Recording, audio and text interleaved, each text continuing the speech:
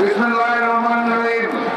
আজকের এই নির্বাচনী সমাবেশের সম্মানিত সভাপতি, সম্মানিত প্রধান অতিথি আমিরে জামাত ডাক্তার শফিকুর রহমান, মঞ্চে উপবিষ্ট সর্বস্তরের নেতৃবৃন্দ, আমার সামনে উপস্থিত প্রিয় সিলেটবাসী, আসসালামু আলাইকুম। বক্তব্য দেওয়ার সময় নাই, সুযোগও নাই, প্রধান অতিথি বলবেন। আমি শুধু বলতে চাই, ওই যে লন্ডন থেকে এক মুফতি এসেছে, জানেন নাকি?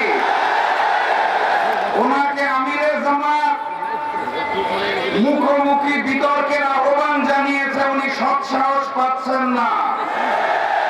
গতকালকে দ্বিতীয়বারের মতো আহ্বান জানানো হয়েছে, উনি এখনো উত্তর দেন নাই।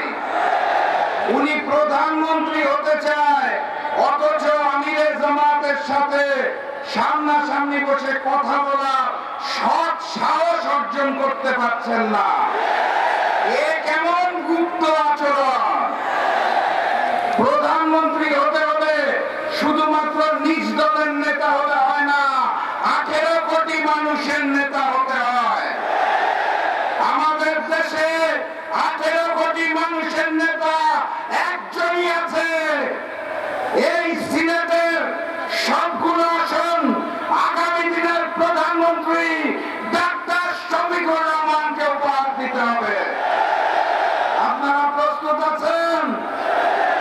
প্রতীকে ভোটের আগে গণভোটে হাকে জয়যুক্ত করতে হবে। বক্তব্য দীর্ঘায়িত করব না, দেখা হবে বিজয়ে। শুধু বলে দিতে চাই, ওই লন্ডনী মুফতির নয়া জালেম বিএনপি যদি ভোটের দিন ভোট বাক্স ছিনতাই করতে আসে, তাদেরকে ওখানে লাল কার্ড দেখিয়ে দিতে হবে। আবারও দেখা হবে ইনশাআল্লাহ। বিজয়ের পথে যাত্রা শুরু, জীবন অথবা মৃত্যু। আসসালামু আলাইকুম।